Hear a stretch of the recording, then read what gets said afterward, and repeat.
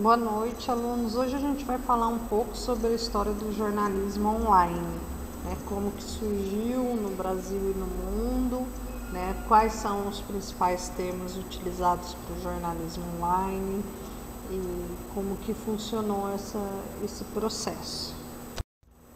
Bom, a primeira coisa que a gente tem que pensar são nas características do texto. Qual é a grande diferença de um jornal online para o impresso? É o tempo de produção. Então a gente tem, na verdade, um tempo para a produção do impresso de 12 horas, né? E no online esse tempo ele é contado conjunto. Então, enquanto você está construindo a notícia, está sendo colocado de repente a cada 1 minuto, dependendo do veículo, uma informação do que está acontecendo, né? E o tempo ele é sempre relacionado ao dinheiro, né? Isso se reduz geralmente a nossa economia. Então hoje, como as pessoas também têm uma preciosidade em relação ao tempo, elas preferem ler algumas, né?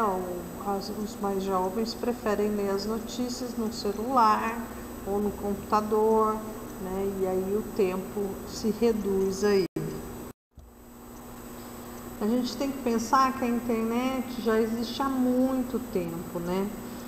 Ela surgiu na década de 50, no final da década de 50, em 57 para ser mais exato, né? E só em 95 que foi aprovada a primeira resolução para o termo internet. Por que a gente está falando de internet? O jornalismo online ele só existe em função da internet, né? Porque a gente tem uma rede onde as pessoas vão acessar esse conteúdo. A internet é definida como o termo que se refere a um sistema global que é logicamente ligado a um único endereço. Cada computador tem um IP, que é um endereço que vai, na verdade, se conectar à rede da internet. A gente tem que pensar qual que é a grande diferença também dessa revolução, né? Por que a internet passou a ser uma revolução? Porque os outros veículos a gente tem uma hierarquia, né? A gente tem uma divisão hierárquica, então tem uma central que comanda os demais. A internet não, ela é um conjunto de redes interligadas no mundo inteiro, por isso que tem aquele símbolo sempre do globo com várias conexões, né? Você pode ter uma informação e não saber exatamente de onde ela veio e também não tem uma pessoa que comanda esse sistema, né? Por ela não ser uma rede não hierárquica, né, a gente tem uma grande facilidade aí para a área da comunicação, para os jornalistas de uma forma geral. Porque uma pessoa antigamente, para abrir um jornal, existia uma série de processos, ou para abrir uma TV, ou uma rádio, tinha que ter uma concessão. Agora ele pode abrir um jornal na internet e não ter esse tipo de entrave, né? Ele pode, por exemplo, fazer um programa com imagem, com áudio e não ter esse entrave, né? Ele pode usar uma rede aqui no YouTube para transmitir as informações que ele deseja. Então a gente tem aí uma possibilidade imensa para a área da comunicação. E a grande diferença também é que a gente consegue passar a informação e receber uma devolutiva imediatamente. Na TV a gente não tem essa devolutiva, a gente não consegue ver. Na rádio já tem, mas ela é uma informação bidirecional. Você pode transmitir essa informação e essa informação ser replicada. Uma pergunta que se fazia muito há um tempo atrás é se a internet era um meio de comunicação de massa. Hoje ela já é um meio de comunicação de massa, porque a gente já tem um acesso bem maior, né? Existem acessos gratuitos, então existe praticamente toda a população tendo acesso. A população que não tem acesso, das classes mais baixas, da classe rural, mas a gente tem aí digamos, 60% das pessoas com acesso à internet. Então a gente tem todo esse panorama de possibilidades, né? Um ambiente comunicacional muito rico, né? Onde as pessoas podem utilizar da tecnologia para distribuir informação, né? Para levar informação para a população. E esse desenvolvimento da tecnologia e da internet em si possibilitou isso, né? A maior produção e a disponibilização de informação. O grande problema é que, se a gente for analisar, tem um lado positivo e negativo. O positivo é que a gente tem essa possibilidade de mostrar, né, para a população o que está acontecendo, ter uma informação equilibrada, de forma gratuita, e também tem um grupo de pessoas que podem produzir uma informação que não seja de qualidade, mas que vai estar disponível do mesmo jeito. E aí vai das pessoas fazerem essa seleção, né, da informação que ela está recebendo. Então essa é a grande diferença de um panorama que a gente tem aí nos últimos, digamos, 20 anos, né? Porque a partir da década de 90 é que começou a se intensificar no Brasil, mas a gente tem aí uma produção mesmo jornalística mais dos anos, no final dos anos 90 até agora, né? A gente tem várias empresas que migraram, né, para o online. Então, os grandes jornais do Brasil, eles foram migrando aos poucos para o online. E existem só veículos online, que nunca existiram impresso e que só existiram online. Tem aí uma diferenciação também. Bom, quem começou, né, essa história do jornalismo online ou digital? A gente pode colocar aí a entrada das revistas e dos jornais na internet. Foi a partir da década de 70. O primeiro que iniciou foi os Estados Unidos, né? Um dos jornais mais conhecidos do mundo, que é o New York Times, entrou ao ar na internet em 1972. Se você for comparar em relação ao Brasil, o nosso primeiro jornal online entrou ao ar em 1995. Então aí a gente já tem uma defasagem enorme, né? O jornalismo digital, ele representa essa revolução no modelo de produção e distribuição de notícias, né? Também existe a possibilidade da gente transformar aquilo que estava num papel, né, em átomos em bits, impulsos eletrônicos. Então você vai transformar, por exemplo, os textos, gráficos e imagens. Você pode ter uma animação, pode ter vídeo, pode ter áudio, né? Ela tem uma junção de elementos. O termo jornalismo online é jornalismo para a internet, de versões para rede, né? Online, em linha, né? Na rede.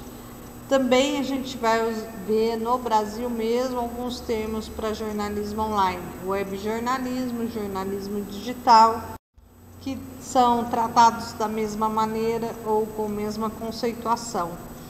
Outra denominação para jornalismo da internet é o digital, né? Então, um autor fala: os termos digital, online, internet, www são usados às vezes como se fossem equivalentes. Existem algumas sobreposições, mas seus significados não são idênticos. Ele quer dizer exatamente isso que eu acabei de falar. Para jornalismo online, digital, web jornalismo, a gente vai ver alguns conceitos muito semelhantes, iguais, e usando para a mesma definição, né? Tem um autor que chama Nicolas Negroponte, tem um livro que foi publicado em 1989, 96, que era um ano aqui no Brasil que começava a se discutir essa coisa da vida digital, da nova tecnologia e tal. E ele, nesse livro, A Vida Digital, ele fala: ser digital significa a possibilidade de emitir um sinal contendo uma informação adicional para a correção de erros, como a estática do telefone, o chiado do rádio, o chuvisco da televisão.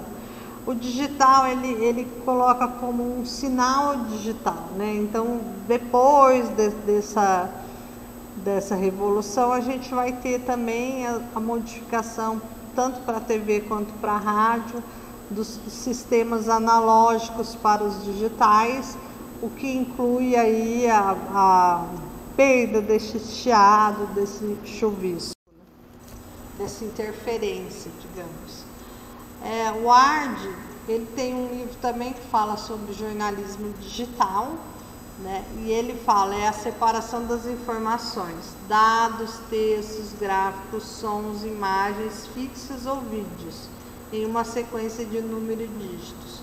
O que ele quer dizer aqui? Quando a gente transforma um texto impresso ou escrito para uma versão HTML, a gente transforma isso numa sequência de bits, né? Quando a gente coloca dentro desse computador, faz essa publicação online, é exatamente isso. A gente vai transformar essas informações em outro tipo de dado.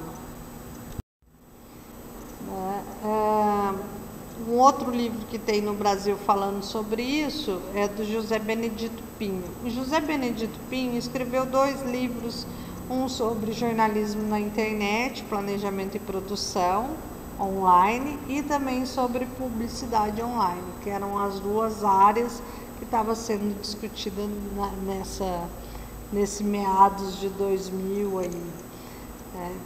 E então ele acabou ficando como uma referência, mas a gente tem uma série de livros que vão desde 1998, que foi o primeiro livro escrito pelo Sebastião Esquirra, falando de jornalismo online, que é como a internet poderia ser usada para o jornalista, com uma forma de apuração, né, de transmissão de informação e tal.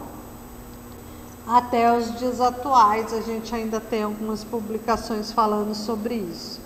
Mas já existe hoje bastante publicação sobre esse assunto, né? Tem algumas modificações aí, ainda existem alguns estudos. Existe desde guia de escrita para web, até as novas formulações aí para revista digital, né, e alguns formatos aí para web.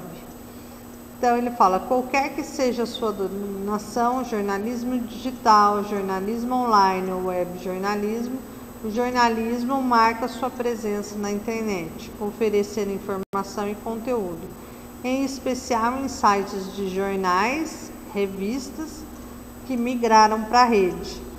O que a gente tem hoje? A gente tem ainda alguns veículos impressos e online, alguns veículos que saíram do impresso e ficaram só no online, e alguns veículos que são totalmente online.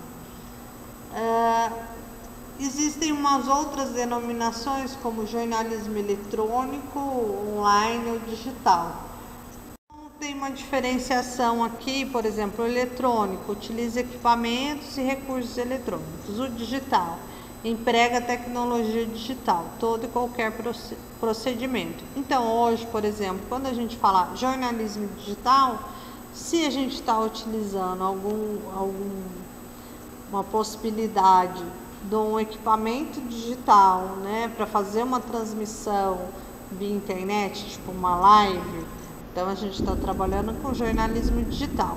Cyberjornalismo envolve todas as tecnologias existentes. Então, por exemplo, um jornalismo de imersão, que ainda não tem assim digamos, no Brasil ainda não tem desenvolvimento, mas quando você utiliza, sei lá, um óculos 3D, né, um cenário virtual, uma coisa que envolve uma série de tecnologias para uma produção jornalística.